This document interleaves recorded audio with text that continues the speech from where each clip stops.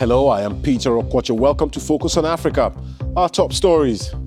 A confidential UN investigation finds a deadly missile strike on a migrant detention center in Libya was carried out by a fighter plane from a foreign country. Crucial talks between Ethiopia, Egypt and Sudan about the building of a huge dam on the Nile. Can Washington break the deadlock? We'll look at an app helping those with mental health problems in Ghana. Also on the program, now this is impressive. Champion, champion, champion, champion, champion, champion, champion, champion. The 7-year-old South African being compared to Tiger Woods and on course to becoming a golfing superstar. And he says it's the cherry on top as South Africa's Tendai Mtawarira retires from international rugby, fresh from winning the World Cup.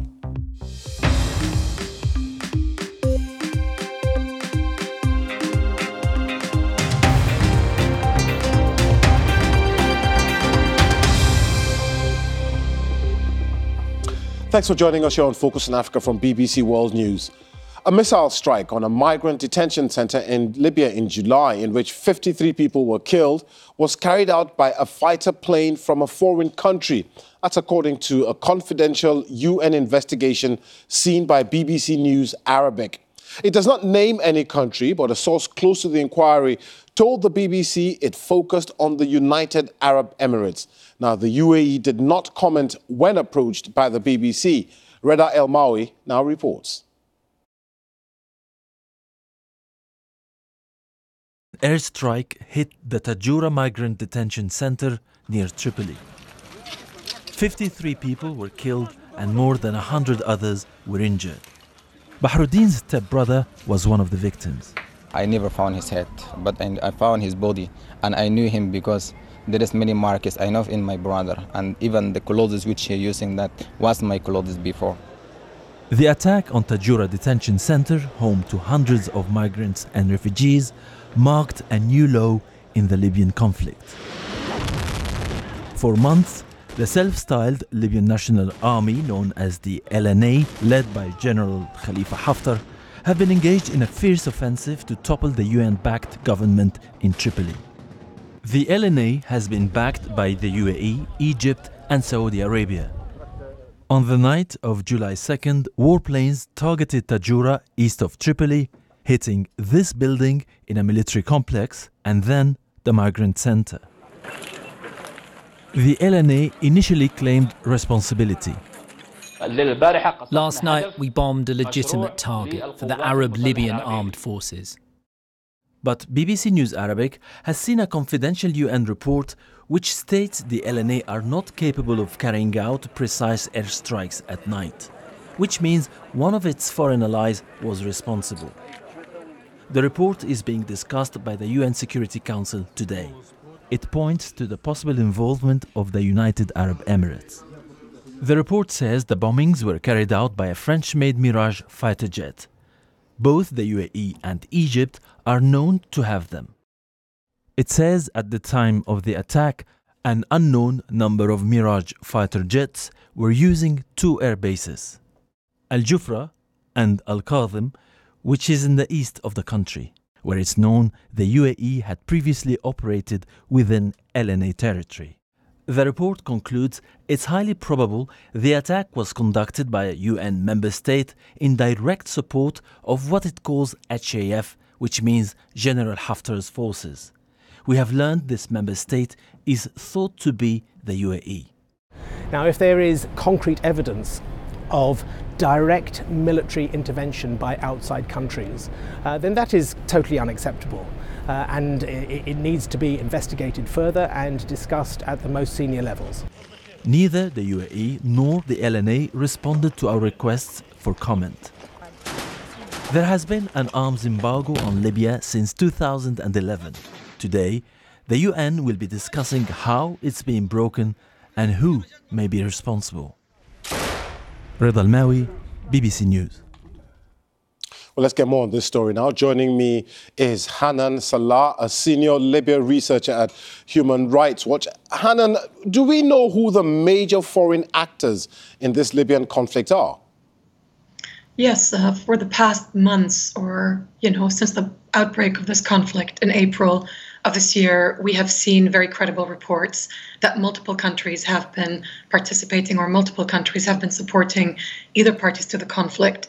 That includes the UAE that you already mentioned, but also other countries such as Egypt and Turkey, who have been providing weapons, ammunition, but also, it seems, fighter jets, and drones, armored vehicles, etc. And we find this to be extremely concerning because these countries, some of these countries, have been active in Libya for far longer than this current conflict. Some of them, including the United Arab Emirates and Egypt, have been conducting airstrikes in other parts of Libya against, certain targets since years.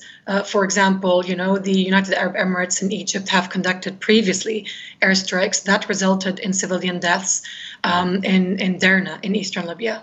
Now, you've just mentioned a whole slew of weaponry that is going into Libya. That's despite a United Nations arms embargo. Why isn't this being enforced properly? The United Nations arms embargo that has been in place since 2011 has probably been one of the most underutilized tools available to try and hold in check some of the violations that are happening in Libya. The results of that you see today. Libya has become a very violent and a very unaccountable zone. The arms embargo as such, I believe no one has, many people probably sitting on the Security Council have no interest to be indicting as such their friends who are handing out or selling weapons to some of the parties of the conflict. But there is a very dangerous aspect to that, and that is that, on the face of it, there is, of course, the violation of the arms embargo, which is a problem by itself. But on the other hand, there is also the very serious human rights violations that are being committed by the groups that are receiving these arms. Okay, Hannah, can I just cut you in there? Because we're running out of time and I need to ask this next question very briefly, if you will. Another troubling factor in this conflict is the fact that some groups believe that migrants, loads of migrants in Libya are being used as human shields in the country. I mean, is there any evidence of this? What I can say is that both parties to the conflict have not been taking all feasible precautions to protect civilians, and the migrants are above all also civilians. The concerning thing is that they're being held in detention centers that are very close to where the actual armed conflict is being fought, which puts them directly in the line of fire. They're also held in detention centers that are within military bases. Okay, Hannah, I'm afraid we'll have to leave it there, but thank you very much for your insight into this story. Hannah Salah from Human Rights Watch, thank you. Let's take a quick look now at other stories making the headlines across Africa. Civil servants in Zimbabwe are expected to begin a nationwide strike after last-minute negotiations with the Labour minister over a wage increase failed. There were scuffles in Harare as police stopped union leaders from presenting their demands to the government. The country's economic crisis has drastically reduced the value of people's salaries, with many unable to afford basics such as bread and milk. Junior doctors and some nurses are already on strike. And France is launching a new joint military operation with Burkina Faso, which is facing increasing terrorist attacks. The announcement, which comes as the French Defense Minister Florence Parly arrived in the country at the start of a regional tour. Troops will be deployed at the border with Mali and Niger to counter militant groups. Talks in Washington about Ethiopia's construction of a dam on the River Nile are not negotiations. That's according to the Ethiopian government. Egypt, Ethiopia and Sudan have all been invited to the meeting hosted by the U.S. Treasury Secretary Steve Mnuchin. The dam built in Ethiopia will be the largest hydroelectric dam in Africa. Egypt says Ethiopia will control the flow of the Nile. Sudan believes the dam will help make use of 200 million acres of unused agricultural land. Ethiopia says the benefits of the dam outweigh any concerns and is crucial to its economic development. Let's go to our correspondent in the region now to hear more of what each country is saying. Since Ethiopia began building the Nile Dam, it has insisted that in addition to it being an integral part of its developmental efforts, it will bring transboundary benefits. countries in the region, including Egypt and Sudan, could buy electricity that the dam is expected to generate cheaply, it has said. Officials in Addis Ababa have repeatedly argued that Ethiopia is only after an equitable and reasonable utilization of the Nile waters and accuse Egypt of trying to maintain a colonial-era treaty that they say upholds unfairness. In line with that, Nobel Peace Prize winning Prime Minister Abiy Ahmed recently said that Ethiopia has no desire to put harm on any interest of Egypt or Sudan. Now, Sudan has traditionally sided with Egypt when it came to these treaties, when it came to negotiations about the use of the waters of River Nile. But since 2011, when Ethiopia began the construction of the Grand Ethiopian Renaissance Dam, we've seen its position slowly shift to siding with Ethiopia. We already see that the infrastructure has been put in place because this dam is being constructed just near the border with Sudan. It will solve a perennial problem, a problem of flooding of the farmlands in Sudan. The Egyptian Ministry of Irrigation says that if Egypt's share of the Nile water is to be reduced by only 2%, nearly 200,000 acres of land could be destroyed. The Prime Minister also says the country is already suffering from water poverty. Egyptians want the Ethiopians to fill the dam reservoir quite slowly, over nearly 10 years or so that Egypt's share of the water won't be affected. Well, let's delve deeper into this story now. Joining me from our Washington bureau is Patsy Widakuswara. She's senior White House correspondent for the Voice of America. She's been following this story and has some inside information on today's meeting. Patsy, what can we expect from this meeting, given the fact that Ethiopia have already said, well, this is not a negotiation? Well, from the U.S. side, we know very little about this meeting because it was basically kept under wraps. And for the past 2 weeks, I've been trying to get some confirmation both from the White House and from the Treasury Secretary's office about what is it exactly that is the U.S. agenda here, what is the U.S. interest here, and they're not really giving me anything. And in fact, the State Department office, who has experience dealing with this issue, who manages transboundary water issues, has been sidelined in the meeting as well.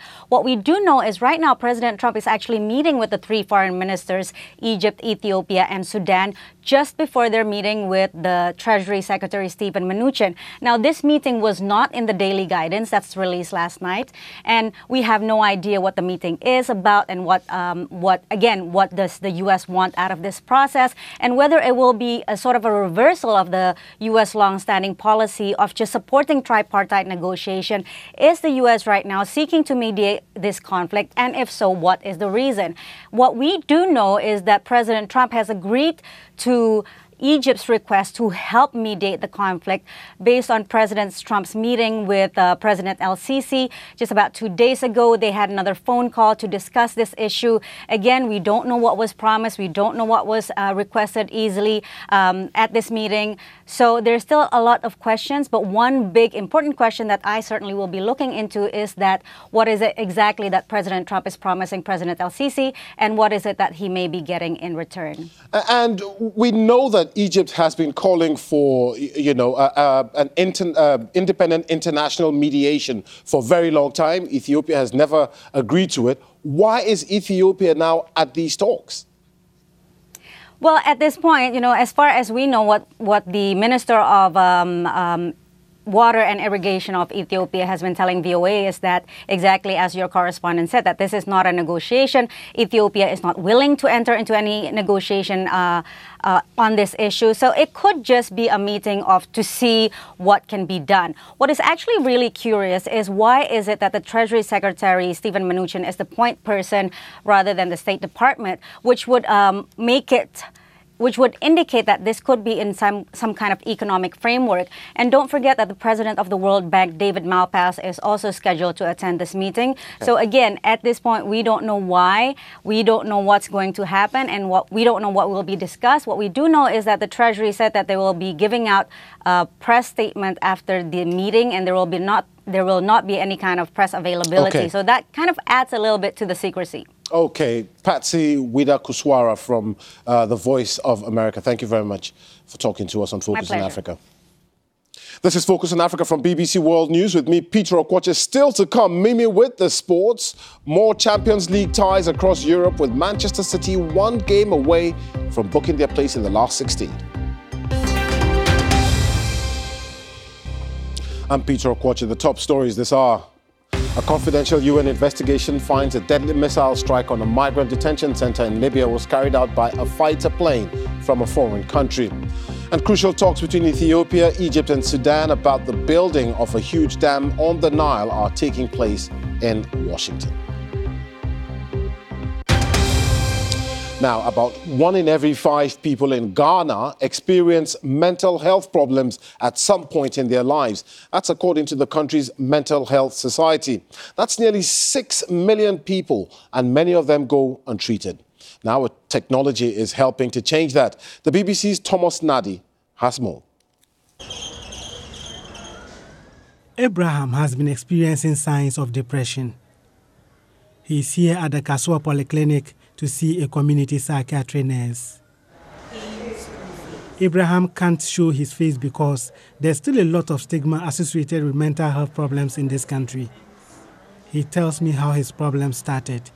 My problem was it's a financial problem. I had to get money to cater for myself, my younger brother, my family as a whole, and then there was no work. So that depressed me because I couldn't just work again because of my backache. Since you visited a psychiatric unit, has there been any improvement? It has changed me a lot. I just couldn't sleep, but when I listened to her advice and how professional she was, it has helped me to gain much sleep and then rest myself. Using an app called Mindit, the personnel answering the calls are paid for by the government. Customers are expected to dial a short code and then answer 4 basic questions. So depending on their answers, the personnel here will call them for further details and then refer them to the nearest community psychiatric unit if necessary. Dr. Achulati is the founder of Mindit.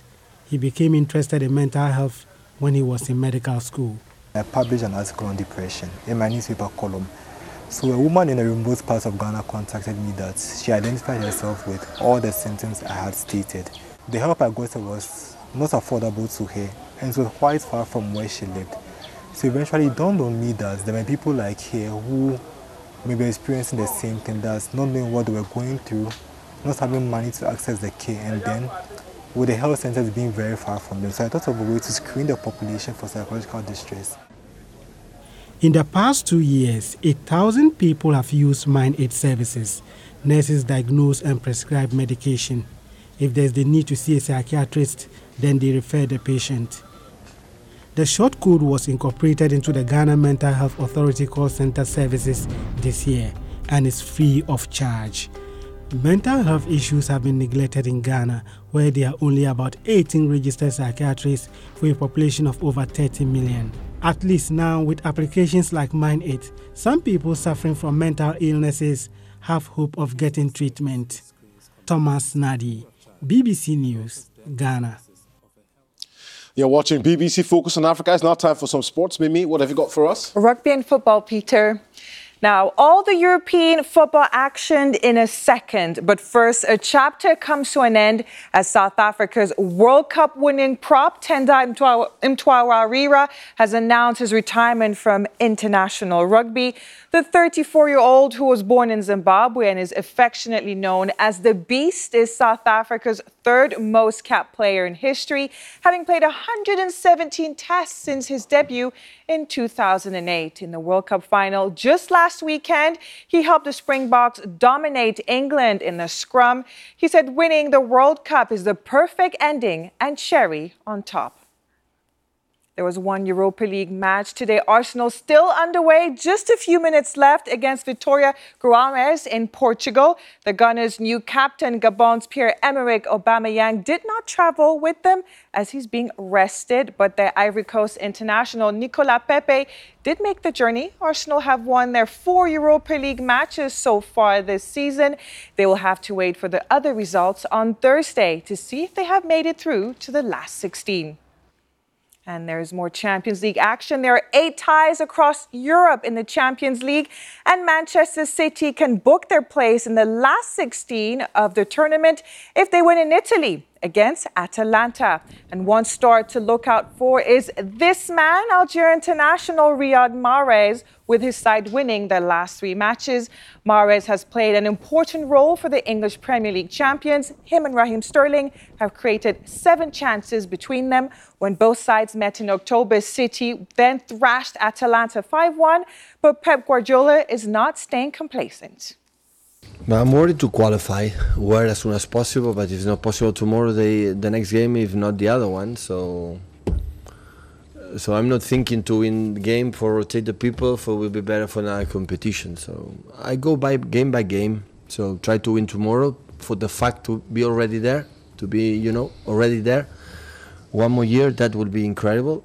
But if done, you have Shakhtar at home and Dinamo Zagreb away, and we will see. So the more is the most important game, and try to play good, to try to good performance, to try to win, and after next one. Another Champions League game today will be Tottenham Hotspur, who have travelled away to face Red Star Belgrade. Now, in the first leg, they won. In the squad is Son Heung-min, who is much more upbeat after his involvement over the weekend, which resulted in Everton's Andre Gomez picking up a horrific leg injury. Harry Kane has said ahead of the game that if they face racist chants, that they will follow protocol. Let's move on. And 2 more African teams are out of the Under-17 World Cup in Brazil. Debutants Angola were knocked out by South Korea 1-0. Elsewhere, Nigeria were beaten 3-1 by the Netherlands. Africa's hopes now lie on Senegal in the last 16, who will play Spain a little later. And that's all the sport, Peter. Good luck to them. Do you like golf? A little bit, yes. All right, check this out then. Now, this young man, he's not up there yet, that's right. This young man from South Africa is a golf prodigy, and he's making headlines with a number of prestigious titles and medals in international competitions. He's known by the nickname Sim Tiger, a reference, of course, to the legendary Tiger Woods. We went to meet him in Johannesburg. My name is Simtandile Shabalala. I'm 7 years old. I play golf and I want to become the best in the world. So I've played 12 times the local tour, and I've won 8 times. As you can see, champion.